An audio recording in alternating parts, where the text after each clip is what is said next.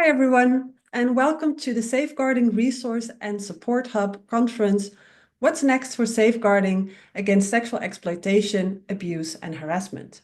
The Importance of CSO Engagement in Shaping Sustainable Solutions. My name is Fabienne Simenel, and I am your chair for today.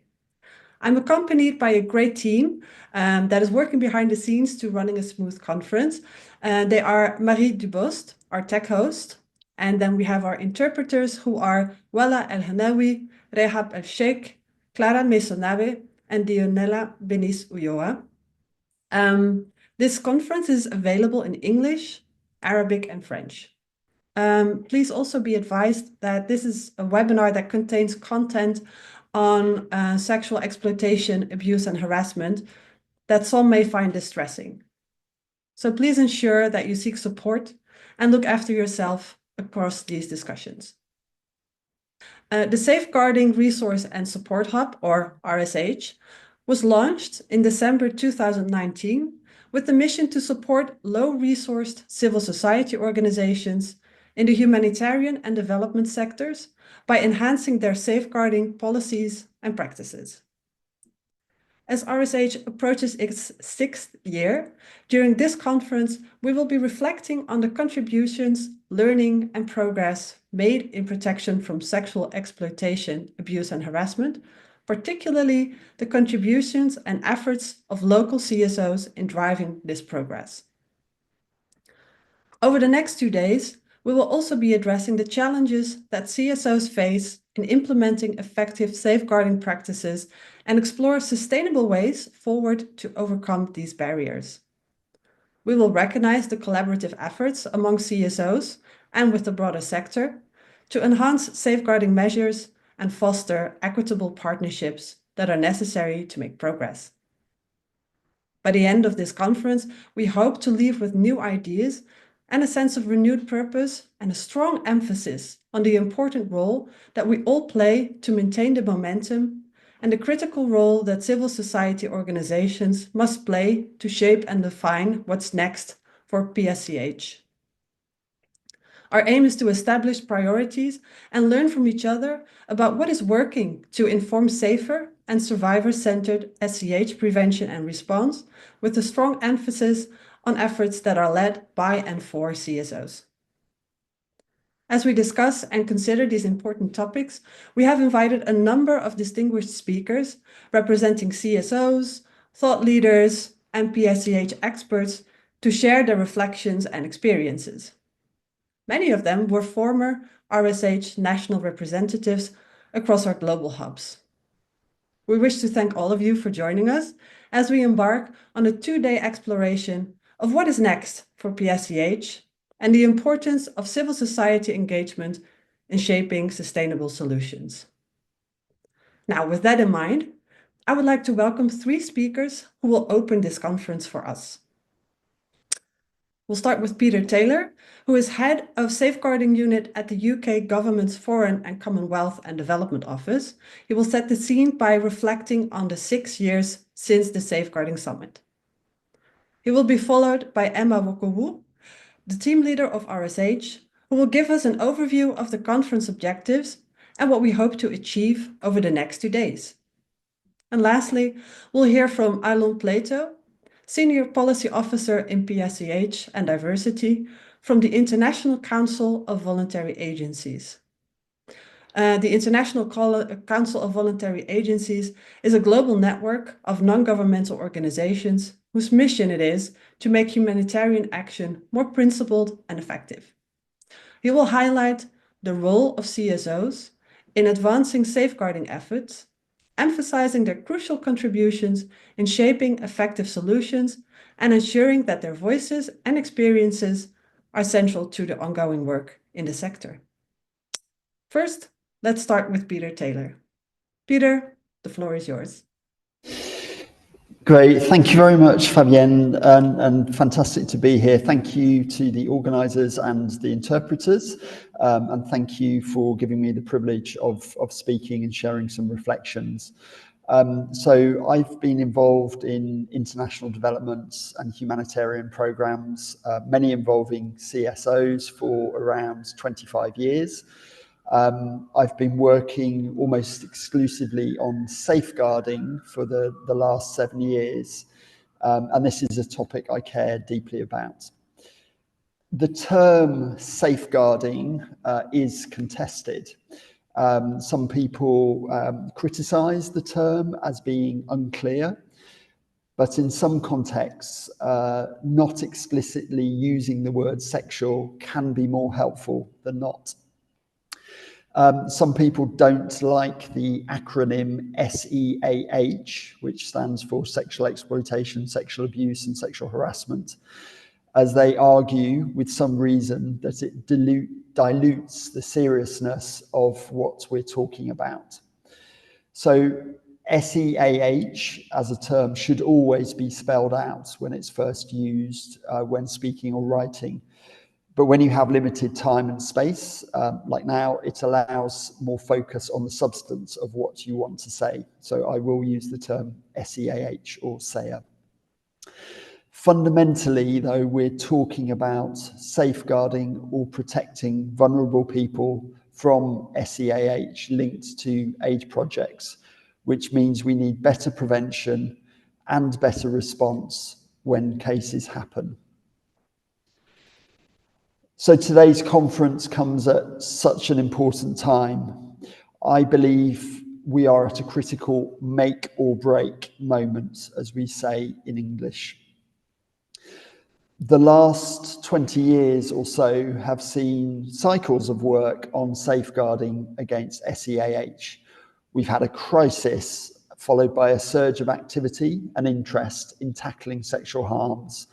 That interest and activity has continued for a few years, then attention and effort has faded, and then it's taken the next big crisis to focus on it again. 7 years ago, conferences like this one simply didn't happen, and too little attention was paid to assessing and managing the risk of SEAH occurring. Discussions that did happen were probably limited in scope, perhaps focusing just on sexual exploitation and abuse, but rarely harassment, probably linked to humanitarian and peacekeeping work, but rarely thinking about development or perhaps other actors like the private sector. 6 years ago this week, as has been mentioned, the UK government hosted the London Safeguarding Summit. That summit generated unprecedented sets of commitments from 9 major groups of actors involved in humanitarian and development work. Those commitments have framed international work since then, but they have probably run their course, and to be honest, a lot of people probably don't know about them or have forgotten about them. 5 years ago, initiatives or tools such as the Safeguarding Resource and Support Hub just didn't exist. So a huge amount of progress has been made since then in the last 5 years to align efforts to accelerate and embed progress. But that progress in itself, ironically, can be a bit of a threat to further progress when it's combined with changing geopolitics, rising demands on organizations, and tightening budgets. I say that because I hear more and more voices saying, oh, we've fixed the safeguarding problem. We've focused on it a lot in the last 5 or 6 years.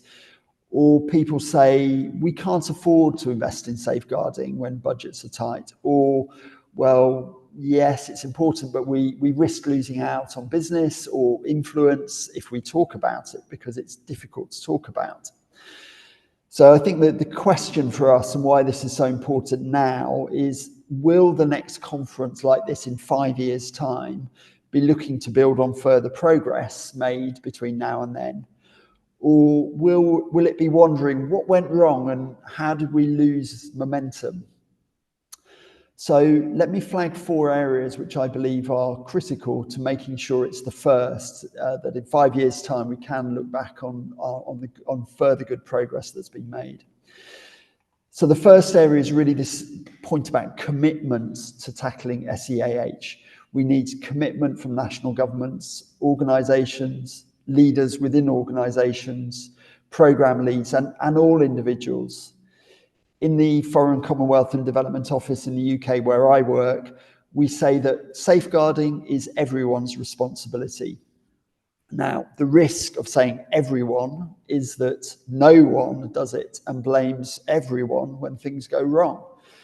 So to avoid that, it's really important that we have the right tone from the top when it comes to words and actions. If a leader in an organisation is clear that they have zero tolerance for inaction to SEAH and that applies to all staff, it sends a really powerful signal and helps set the right organisational culture. But leadership doesn't just come from the top. It can and it should come from the bottom up as well. And we need a strong civil society empowered to address and combat SEAH if we're going to make further progress. Now, one of the simplest and most effective ways that an organisation can show its commitment to tackling sexual exploitation, abuse and sexual harassment is by endorsing the common approach to protection from SEAH, or PSEAH. For those of you who haven't heard of PSEAH, it was launched in June 2024, so just a few months ago, after 18 months of development and discussion and a global consultation. So far, over 170 governments and organisations, many represented here today, I think, have already endorsed it. But that still leaves many more organisations out there. And the more endorsements we have, the easier it is for all of us to have a common basis for conversation on this most difficult of topics. Endorsement isn't essential, but it's simple and it helps. It sends a powerful signal to your staff and those you work with that you care. So that's the first area, commitment. The second area is around alignment and linked to that coordination of effort. Alignment and coordination can save time, money, and improve evidence and risk management. PSEAH, the common approach, is a powerful and accessible example of alignment and coordination. It can be used by all humanitarian, development, and peace-related organisations in all types of work. The funders of aid work should also look to align due diligence approaches to save time and money. For example, using information generated by the Humanitarian Quality Assurance Initiative. Another example on alignment is the Misconduct Disclosure Scheme, which helps coordinate on screening of staff. And that makes it much harder for perpetrators to move between organisations. And since 2019, over 135,000 data checks have been conducted using the MDS, and over 385 applications have been rejected or roles not filled as a result of that screening. And then in a further example, Interpol is set to sign the first cooperation agreements with NGOs next month on information sharing, and that will add a new important coordination tool. Also in this space is training for investigators. We need to make sure that investigators are trained to the same general standards, and the investigator qualification training scheme is really useful in this regard. And then when it comes to thinking about support to survivors and victims, we need to coordinate with each other. We need to coordinate with services provided in the GBV space and elsewhere. So coordination is key, and alignment is key, and that involves being inclusive as well. We need to, and by that I mean we need to think about the value of comprehensive awareness raising of this subject, and the importance of ensuring that vulnerable people, including women, girls, people with disabilities, people with low literacy levels and others, are considered in how we communicate about how we raise awareness about SEAH. One size will never fit all, and it remains really important to look at each programme's context and what those who understand the context best believe will be most effective in protecting from SEAH. So that's the second area around alignment and coordination. The third main area where I think we need to focus on is resourcing. Protection against SEAH costs money. I think in the past, maybe we thought we could do this for free or incorporate it into other work, but it requires specialist capacity, people. It requires wide understanding amongst all staff, so capability. And budget lines may be required in many projects and should be requested and approved if justified. And a discussion paper on resourcing should be published on the PSEAH website next month to try and advance this work. The UK government is really proud to have funded initiatives such as the Resources and Supports Hub and the Community Outreach Fund and other bits of work, which we think have helped thousands of communities and organisations, notably national CSOs, to build their safeguarding knowledge, confidence and capability. But there's still a long way to go. The fourth area to think about going forward is on data and evidence. So we understand why many organisations fear sharing information about SEAH cases that happen in their portfolios. But just to be clear, my role in a fairly large donor, I will be worried about organisations which don't publish or share any data or report no or very low numbers of cases, particularly if they're working in challenging environments. We need transparency in reporting while ensuring anonymity and protecting individuals, of course. But we will all be better at prevention and response if we talk openly about the issue. And just to flag the data harmonisation scheme, if you haven't come across that, is really worth looking at. And that's an important opportunity to increase confidence in reporting of cases and using that data to improve our work. So those four areas again: commitments, alignment, resourcing and data, CARD, CARD. There are, of course, many other important factors too, but I believe if we play our cards right, we really can make a difference. We will build trust, we will make it more likely that survivors and victims will report and that we can help them in a meaningful way. And it makes it more likely, if we do all of that, that at a similar conference in 5 years' time, we will be looking back forward with confidence and not backwards with regret. Thank you very much. Thank you so much, Peter, for your wise words and for opening this conference for us. Next up is Emma Wokowu from RSH. Emma, the floor is yours. Take it away. Thanks so much, Fabienne. Welcome to everyone who has joined today. My name's Emma Wokowu and I'm the team leader of the Resource and Support Hub. Thanks for giving your time for the next few hours today and hopefully tomorrow to engage on this really important topic of prevention of sexual exploitation, abuse and sexual harassment. First of all, I just wanted to start by saying a big thank you to the team who've been organising the conference. There's been a huge amount of time and effort put into it and sorting through the panel sessions and the logistics. A big thanks especially to the RSH Technical Director, Andrea Watkins, as well as the wider RSH team. Also, a thank you to our panellists who've joined us. It's so lovely to see some familiar faces who we've engaged with on RSH over the last 5 years. And many thanks to everyone who has joined us as audience participants. We really know that everyone is busy and we appreciate you taking the time to join this conference. As Peter mentioned, it's really important that we align and collaborate. So this is a really great opportunity for us to do so over the next 2 days and make our work more effective in prevention and support to survivors.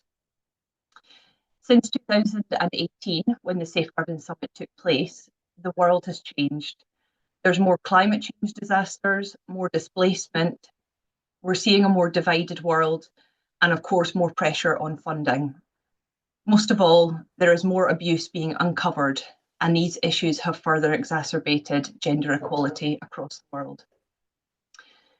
RSH was set up in 2019 as a programme to support civil society organisations.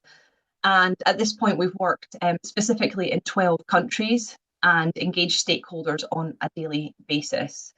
And one thing that really stands out to me is while RSH works at the organisational level, it really is about the individuals who make the organisations. I was keen to hear from participants in the chat how you've engaged with RSH, whether it's through our online hub and the resources, or whether it's through our national hubs and colleagues that we have around the world. Please do pop in the chat how you've engaged with the resource and support hub. Also to say that we really love feedback, and we love to hear kind of our ways that we can better engage with you. We do currently have our annual user survey out, which we would encourage you to complete so that the service of RSH can be strengthened and improved. This is actually available in 4 languages. So it's available in English, Arabic, Urdu and Bangla, and there will be a QR code at the break to give you access to this. We can't base the frequency of abuse on reports received, unfortunately. So today I really just wanted to speak to you all as individuals who may have witnessed, observed, personally seen or experienced abuse taking place, or at a minimum as a concerned global citizen who wants to see an end to SEAH. Today I'm asking us to come together and bridge any divide between organisations, funding agreements or competitive proposals. We should all be ambassadors of the work and for the justice that survivors deserve. I hope we can use this space to have an open and safe dialogue about what real change looks like. And as Peter said, looking back in 5 years' time, knowing that we have done the right thing. So let us critique and challenge our practice today, but use the next 2 days to reinvent the future. Let's look at what we're not addressing that really needs to be done. I would also like to recognise that those of us attending today have the privilege of time and exposure to this topic already and raising awareness.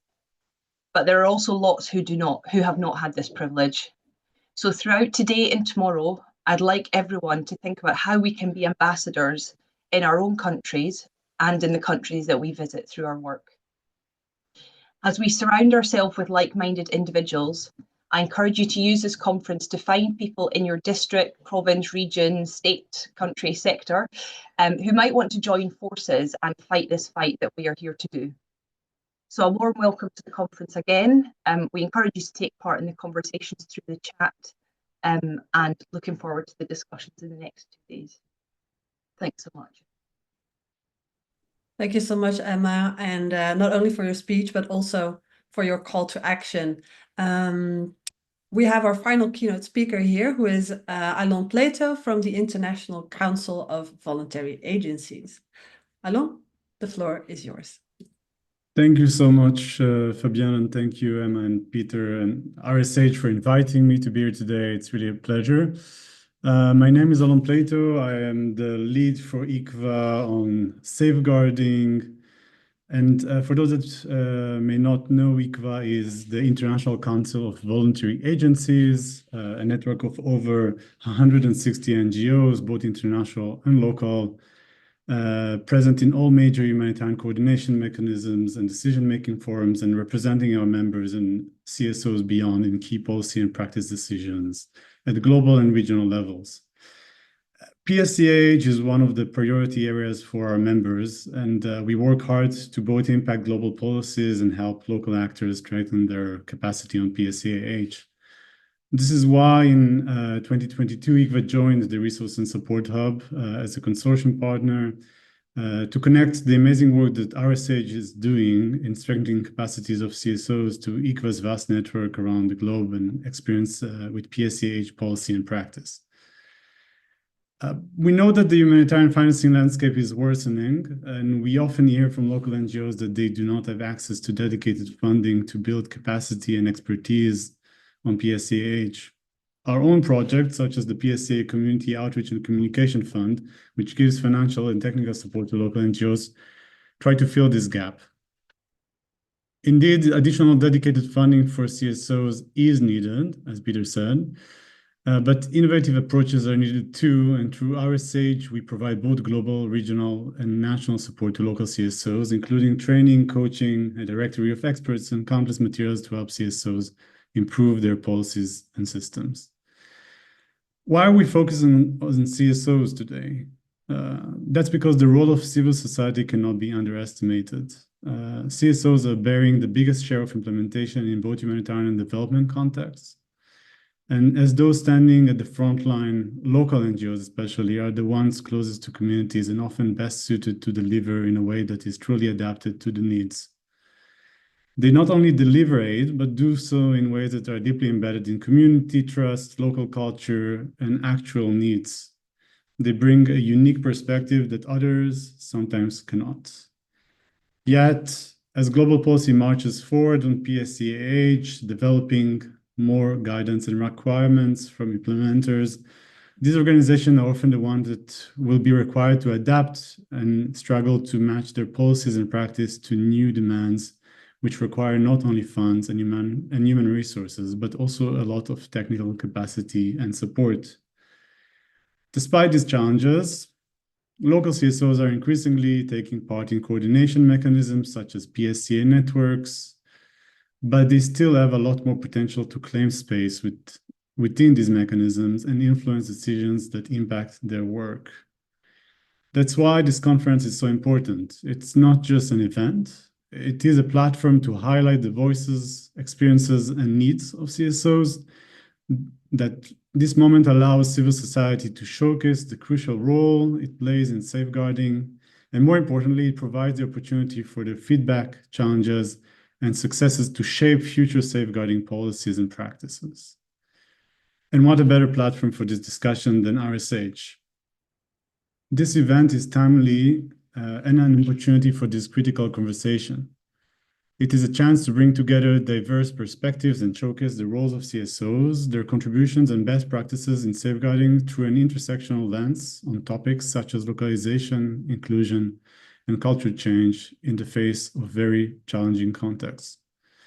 Peer learning is key for us to lead an efficient PSEAH effort. And with the agenda of this conference, I'm certain that we are all going to learn a lot.